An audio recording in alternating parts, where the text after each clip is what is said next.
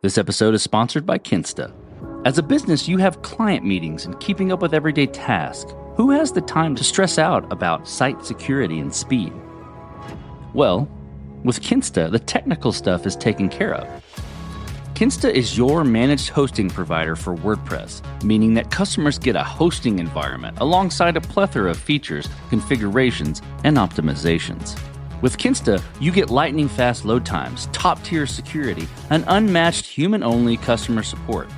Whether you're a business owner, web developer, or running a digital agency, Kinsta makes managing your website easy and efficient. Did I mention fast load times? Just by moving to Kinsta, you can experience up to 200% faster load times, as well as enterprise-grade security.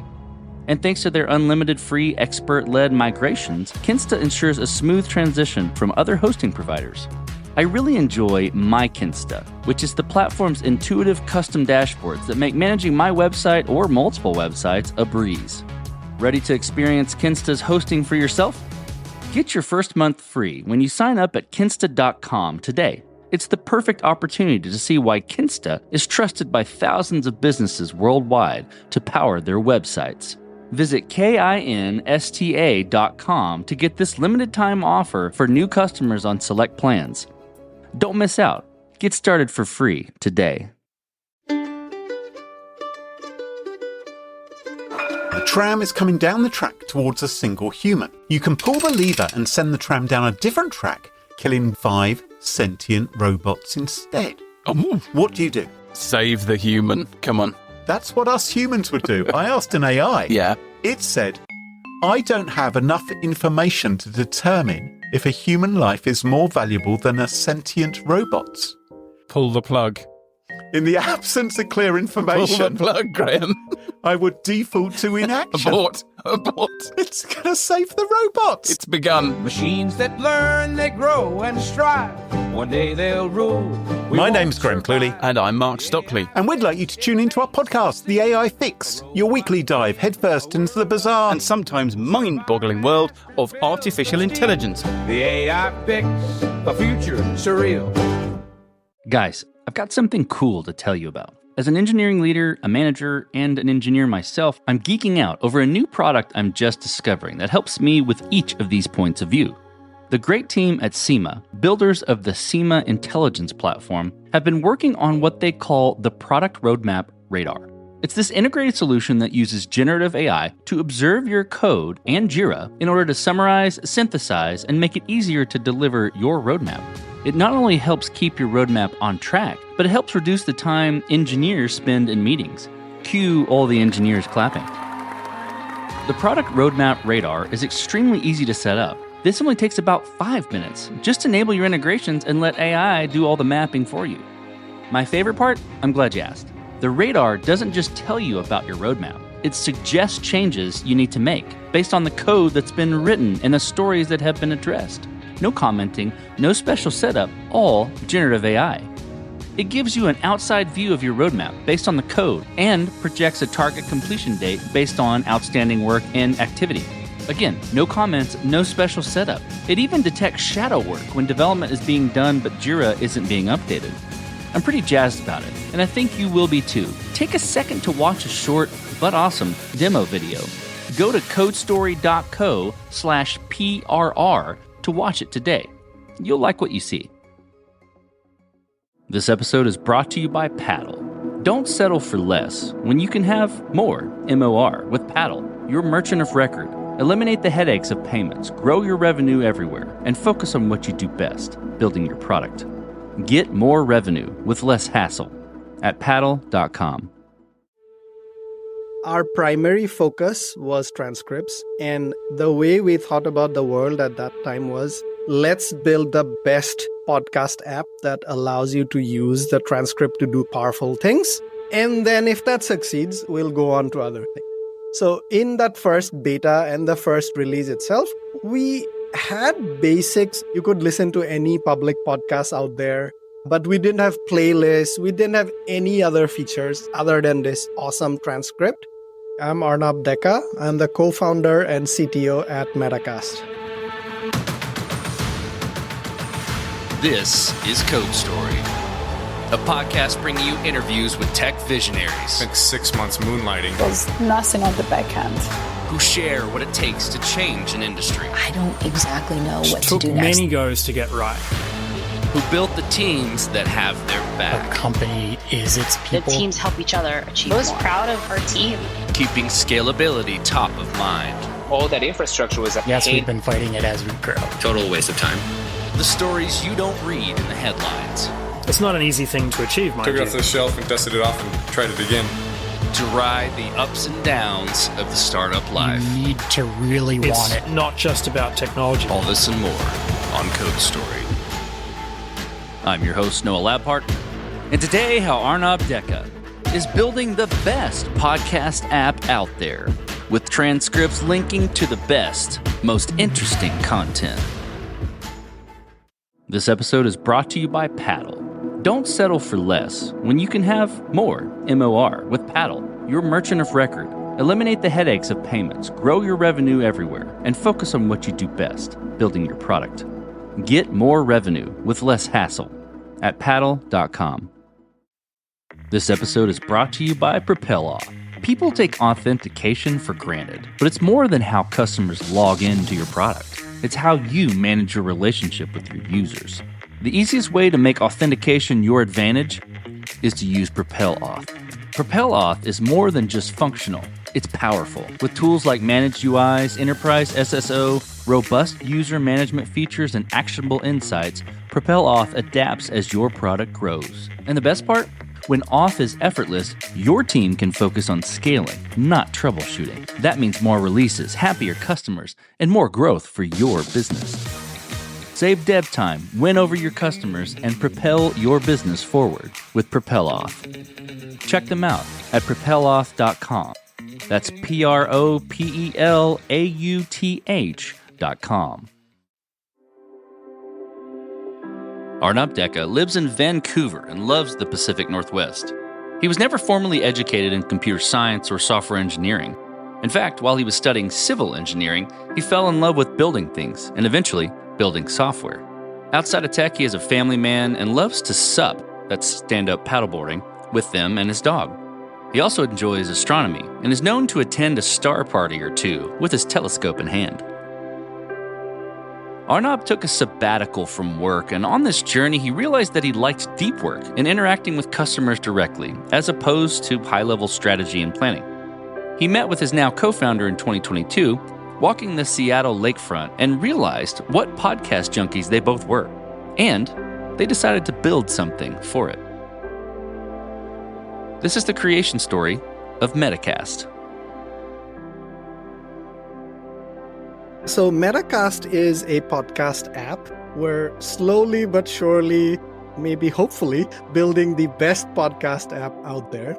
But okay, so let's get into what the product does and all that. Why did we start building it, right? Once I got to the principal engineer level at Amazon, a few years back now, I started realizing that I was not enjoying my job as much anymore. I took a sabbatical, introspected a little bit, and I think I figured out that I find joy in deep, focused work, talking directly to customers, and building things with a small team. Whereas my job was becoming more and more of like the strategy discussions, really long-term 5-year, 7-year planning and that sort of stuff. And I did enjoy those, but I definitely had that itch of I need to be building something of my own too. So around this same time, Ilya is my co-founder. Ilya and I used to meet often. He had already moved to, I think, Miami area in the US at that time, or somewhere else in the US at that time. I was in Vancouver, but we would sometimes meet in Seattle because he was working for Google at that time. So he would come to Seattle, I would drive down, meet up. He and I worked in AWS together for 4 years or so, and we had a really good wavelength match in how we think about work and life and all that. So there was already some seeds of we want to build something together someday. But I think one walk back in 2022 in a Seattle like lakefront, that's when we had discussion about podcasts, and we realized that we're both like huge podcast nerds. We love, like, I basically get all of my world information via podcasts. like starting from tennis to Formula One to like politics to everything else in the world history. I get everything to podcasts. I love that medium. Neither of us were like happy with the apps that were out there at that time. So we thought, okay, let's actually maybe try building something in this space and we'll see where it goes. So that was like 2 years and a few months ago. That's how we started. So let's dive into the MVP for Metacast, right? So that first version of the app, the podcast app you built. What sort of tools were you using to bring it to life, and how long did it take you? We knew that to build a podcast listening experience, it'll have to be an app. It's not going to be a web app because people want to install those things like stream audio and all that through their apps. And we didn't want to build like iOS and Android and all of those things separately because we didn't know whether if our idea is even worth building or not at that time. So we decided to do a quick prototype in Flutter, which is a open source framework but started by Google. Allows you to build iOS and Android and desktop apps also. We don't use that right now. From the same code base, and it actually gives you a pretty, like, it's a native, you won't know that you're using like a different framework or something like that. So we started with that. Before even the MVP, we built out a prototype. That itself took 3-4 months because I had come from a background of backend engineering. So APIs and high-scale event-driven stuff back in AWS. That's been basically my life work so far. Building an app is very different. So that first build itself took 3-4 months. And what we focused on is just the transcript experience. So back when we started 2 years ago, no other app had like this sort of automatically generated transcript from the audio. And if you listen to this episode on Metacast right now, you'll see what I mean. Back then, nobody had it. So we've started with just that screen, that player. And everything else, like the catalog of what podcasts you could listen to and all that, everything else was hard-coded, believe me. And then we shipped is wrong. We haven't even released an app at that point. We installed that nascent prototype app on my phone, on Ilya's phone, and a couple of close friends who told us that they like podcasts. And we saw some seeds of, there is something in here, right? Like people are liking the experience and they're asking for more and more things. So then we started building the actual app. And what you would call an MVP, that took another like 4 months, I would say. So we launched the first beta on iOS and Android in February 2024. So about a year and like a couple of months back. So this is all in all about 8 months of work went into the first beta. Within that first version, tell me about some of the decisions and trade-offs around how you built it. And I hear you mention the transcription part of it. And that's probably, one you could touch on there too, but maybe if there's any more or more stories around there, I'm curious about those decisions, trade-offs you had to make and how you coped with them.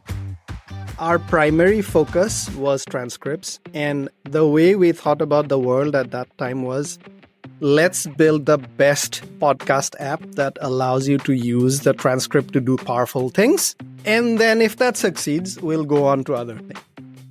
So in that first beta and the first release itself, we had basics of you could listen to any public podcast out there, but we didn't have playlists. We didn't have any other features other than this awesome transcript.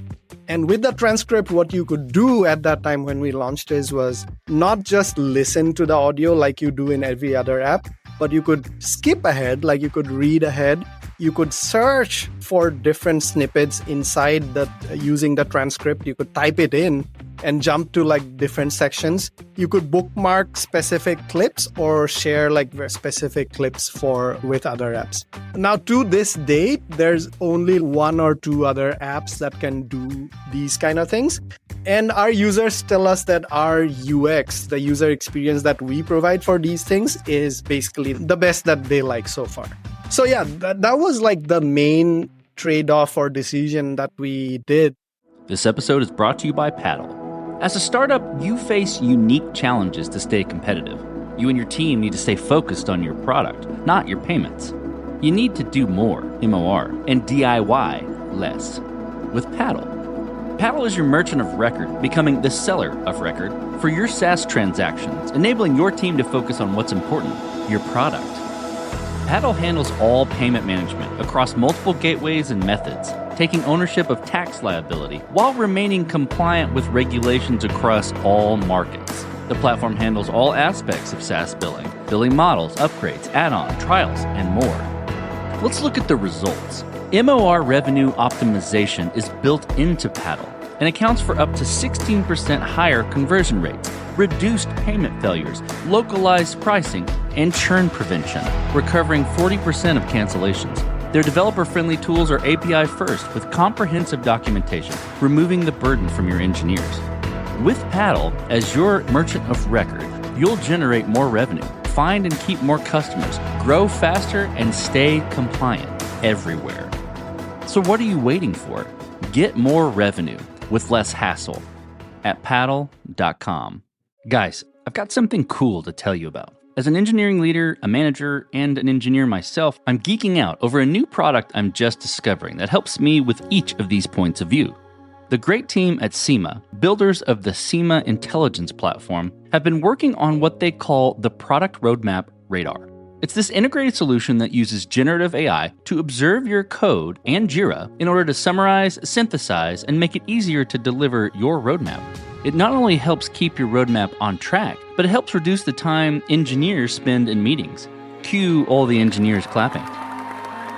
The Product Roadmap Radar is extremely easy to set up. This only takes about 5 minutes. Just enable your integrations and let AI do all the mapping for you. My favorite part? I'm glad you asked. The radar doesn't just tell you about your roadmap. It suggests changes you need to make based on the code that's been written and the stories that have been addressed. No commenting, no special setup, all generative AI.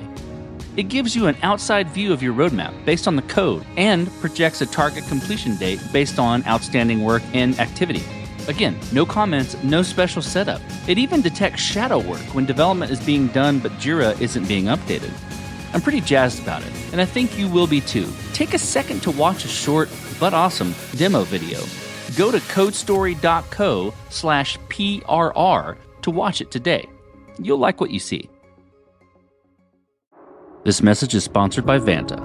Trust isn't just earned, it's demanded. Whether you're a startup founder navigating your first audit or a seasoned security professional scaling your GRC program, proving your commitment to security has never been more critical or more complex. That's where Vanta comes in. Businesses use Vanta to establish trust by automating compliance for in-demand frameworks like SOC 2, ISO 27001, HIPAA, and more. And with automation and AI throughout the platform, you can proactively manage vendor risk and complete security questionnaires up to 5 times faster, getting valuable time back. Vanta can also save you money. A new IDC white paper found that Vanta customers achieve $535,000 per year in benefits. So the platform pays for itself in just 3 months. Join over 10,000 global companies like Atlassian, Quora, and Factory who use Vanta to manage risk and prove security in real time. For a limited time, listeners get $1,000 off Vanta at vanta.com/codestory. That's VANTA.com/codestory for $1,000 off. So let's move forward then. So you've got that MVP, it's working, you're getting that feedback that people like the UI.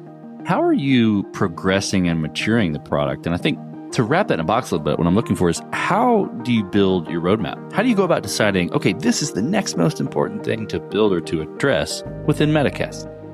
Very quickly after our launch, we started getting people were excited. This is by no means like a huge success, right? We still haven't received like an enormous hockey stick or anything like that. But since the beginning, it's been a steady, linear growth, which is encouraging on its own for an independent business like ours. But one of the first things that we heard is, okay, I love the transcript experience and what you have imagined and built into this. But if you want me to use this as my podcast app, I need playlists, I need speed selection, I need like all these other 15 things that other apps do standard. That needs to be there for me to convert into your app as my primary mode of podcast listening. So that kind of changed our roadmap. And it makes sense now thinking about it. And so we started building on that. And I want to say about 6 months later, the first beta. So October 2024 is when we finished that chunk of work. And we said, okay, we have the basics of a pretty robust podcast app with the superpowers of transcript at this point. We launched that in October last year. So that's about 6 months ago. And since then, it's again been like very steady percentage growth. The number of people, we'll touch upon this a little bit later, the number of people who discover us is very small. That continues to be a challenge for us. And that's true of like pretty much any independent business. But of the, let's say, like about 100 people, let's say new 100 people find us every month.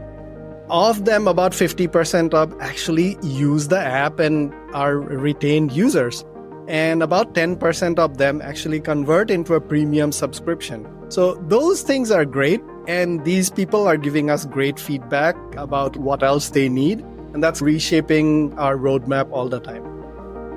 I'm curious about team, right? And this will be interesting because I think it's a pretty small team. So I'm curious, one, how big the team is. And then two, how are you going to grow that team in the future? And what are you going to look for in those people to indicate they're the winning horses to join you? Ilya and I, when I said we are of similar wavelengths, one thing we realized that we like working with small teams with a core few people, but whom we know very well, and we trust each other to build the best experience for our users. Having said that, I don't imagine, unless the world changes around us and forces me to take up a job like before again, I don't imagine I'll ever work in a place where there's like more than 10 to 15 people. And that's like the similar vision we have for Metacast. We believe that small teams can deliver like huge things on their own rather than huge companies which have a lot more bureaucracy around them. Right now, we started with 2 people, just Ilya and me. A few months later, we had a friend and previous co-worker and mentee of mine, Jenny.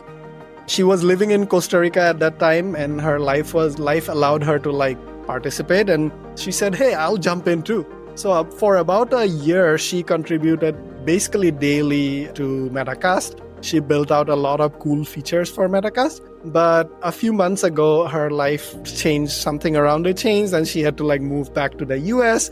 And in the US, she cannot like keep doing this for us. So she had to take a job. We actually talk about all of this, about our perspectives on what kind of teams we want to work in, about Jenny joining us and leaving us in our Metacast Behind the Scenes podcast. This episode is brought to you by Propel Off. People take authentication for granted, but it's more than how customers log into your product. It's how you manage your relationship with your users. The easiest way to make authentication your advantage is to use Propel Auth. Propel Auth is more than just functional. It's powerful. With tools like Managed UIs, Enterprise SSO, robust user management features, and actionable insights, Propel Auth adapts as your product grows. And the best part? When auth is effortless, your team can focus on scaling, not troubleshooting. That means more releases, happier customers, and more growth for your business. Save dev time, win over your customers, and propel your business forward with Propel Auth. Check them out at propelauth.com. That's PROPELAUTH.com. Guys, I've got something cool to tell you about. As an engineering leader, a manager, and an engineer myself, I'm geeking out over a new product I'm just discovering that helps me with each of these points of view. The great team at SEMA, builders of the SEMA intelligence platform, have been working on what they call the Product Roadmap Radar. It's this integrated solution that uses generative AI to observe your code and Jira in order to summarize, synthesize, and make it easier to deliver your roadmap. It not only helps keep your roadmap on track, but it helps reduce the time engineers spend in meetings. Cue all the engineers clapping. The Product Roadmap Radar is extremely easy to set up. This only takes about 5 minutes. Just enable your integrations and let AI do all the mapping for you. My favorite part? I'm glad you asked. The radar doesn't just tell you about your roadmap. It suggests changes you need to make based on the code that's been written and the stories that have been addressed. No commenting, no special setup, all generative AI. It gives you an outside view of your roadmap based on the code and projects a target completion date based on outstanding work and activity. Again, no comments, no special setup. It even detects shadow work when development is being done but Jira isn't being updated. I'm pretty jazzed about it, and I think you will be too. Take a second to watch a short but awesome demo video. Go to codestory.co/PRR to watch it today. You'll like what you see. Okay, so let's move forward then. I'm curious about scalability, and I know it's semi-early days, right? But has there been any interesting areas where scalability has popped up and you've had to fight it as you've grown? Oh, yeah. Even like recently, our latest couple of weeks back, we had a LLM bots, like basically, I won't say an attack. They were probably trying to discover our content. But let's jump back a little bit. So both Ilya and me and Jenny, we come from big tech, right? Amazon, Google, and all that. So we knew that some of the fundamentals, after we decided that, okay, there is viability here, let's build this out. This is going to take years, but let's start this. We knew that some of the fundamentals will be hard to change later. So those things like the data model and the architecture, we decided to put more work into that and come up with those things early on. Basically to keep it flexible for later, because you can't know what's going to happen in the future. And nobody should build software imagining that they'll know what's going to happen in the future. And especially in startups, you just don't have the time to do all that. So we tried to keep our data models, architecture flexible. It's basically API based, mostly serverless almost everywhere, to keep our costs as well as infrastructure, those kind of maintenance stuff low, because it's just 2 or 3 of us. And that has worked pretty well, I would say. However, so how it works on our app is when a new user comes in, they'll see the catalog is lazily populated. So if they search for a podcast, we find it. And that's the time that we'll import it into our catalog in the backend. So at this point, we have about 2 million episodes and all that in our backend, and with transcripts and all that. It's quite a lot of data for a small team of two people.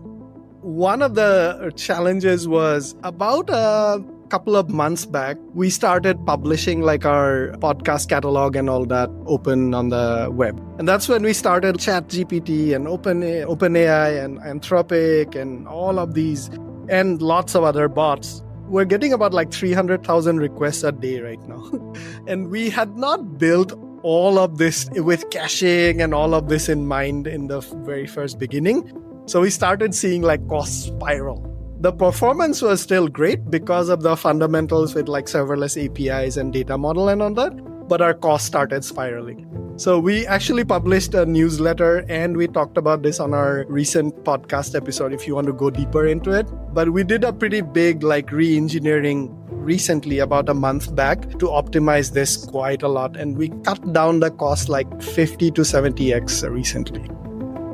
Okay, so as you step out on the balcony and you look across all that you've built thus far with Metacast, what are you most proud of? In AWS, I worked on a couple of cool little things, right? As well as some big projects towards the end. The AWS chatbot, the whole notification system, all of that I was the main developer for, main principal engineer for. Those things I am super proud of because the day we announce it, people jump on it, right? Thousands of companies, they take it on. The way to get AWS critical notifications into Slack and all that, I started all that. So I am proud of all that.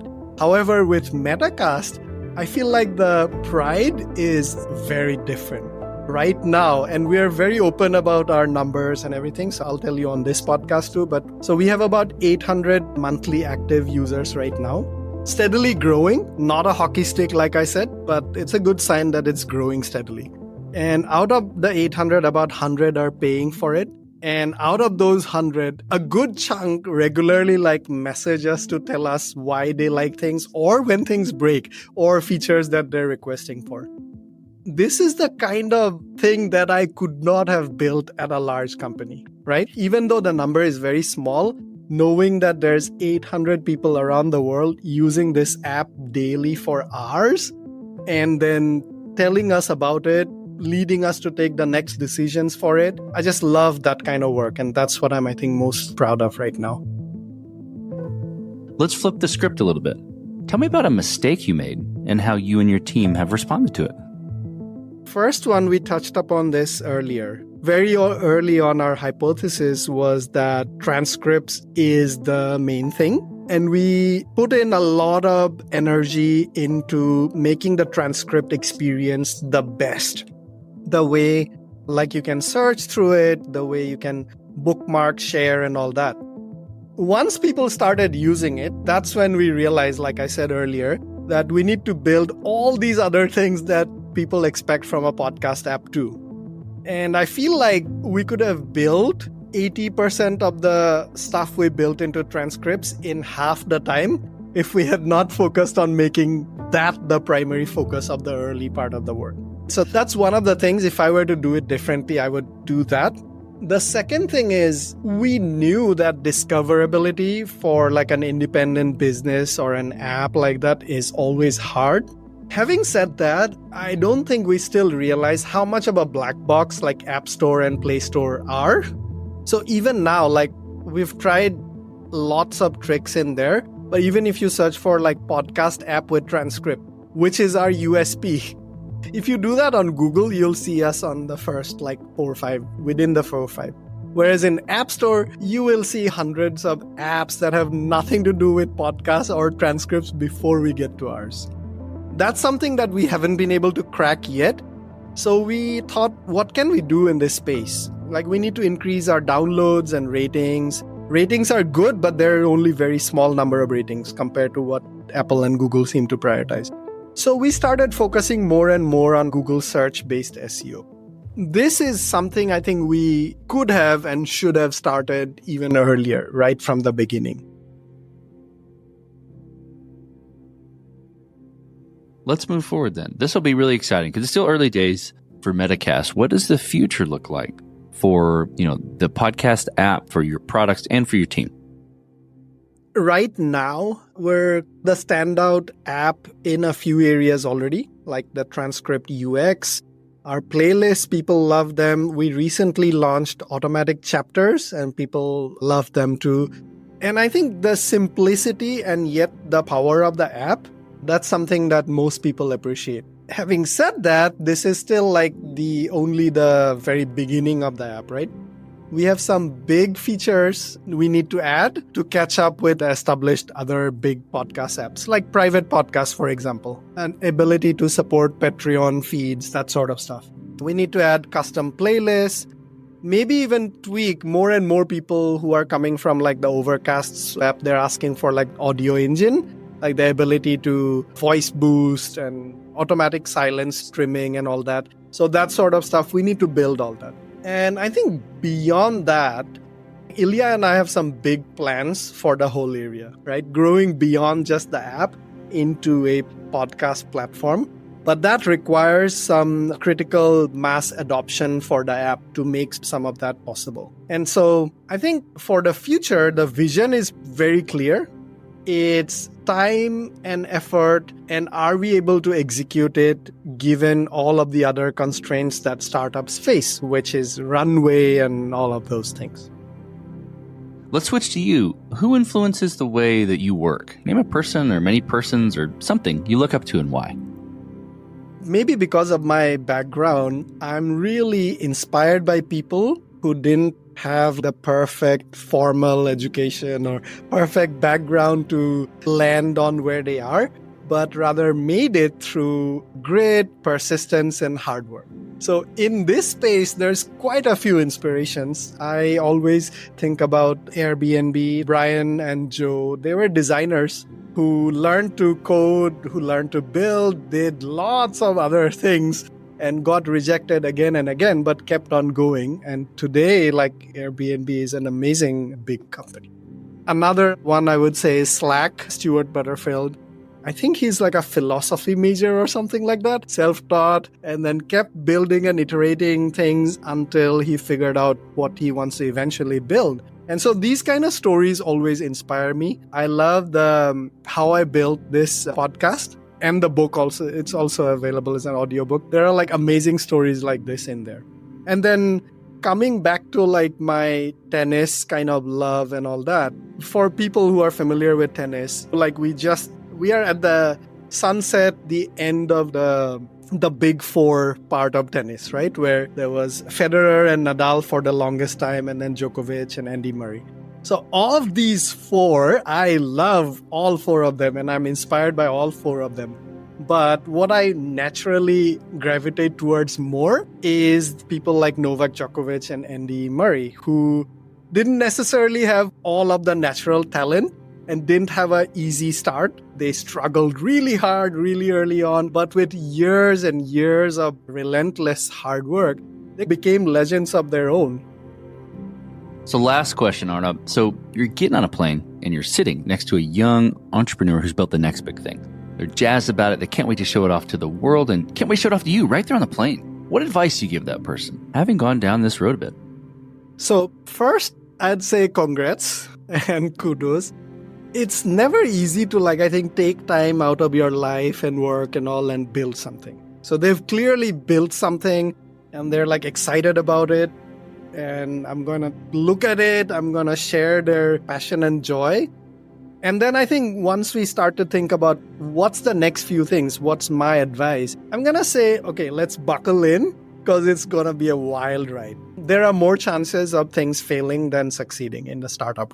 Validate the idea before you decide to go all in. Make sure that it's like a real problem that real people care about, not just you, right? And once you've done that, I think that's the second assessment you need to do is, are you ready to commit to this idea? Because once you've found that early validation, it's going to take years and years of hard work to actually come out with something that's seen as a successful product.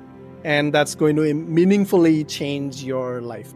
Unless you get really lucky, like you launch on App Store maybe, and the next day Apple picks it up and shows you at the top, or you go for fundraising and get like a really good VC round or something like that helps you grow fast early on.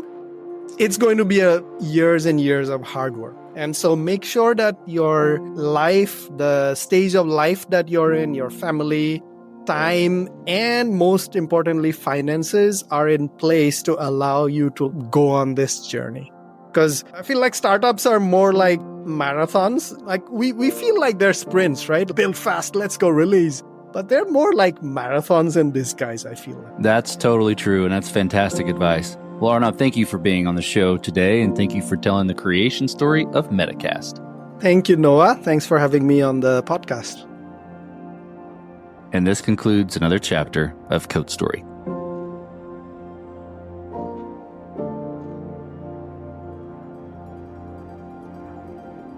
Code Story is hosted and produced by Noah Labhart. Be sure to subscribe on Metacast, Apple Podcasts, Spotify, or the podcasting app of your choice.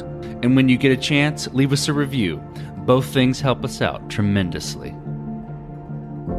And thanks again for listening.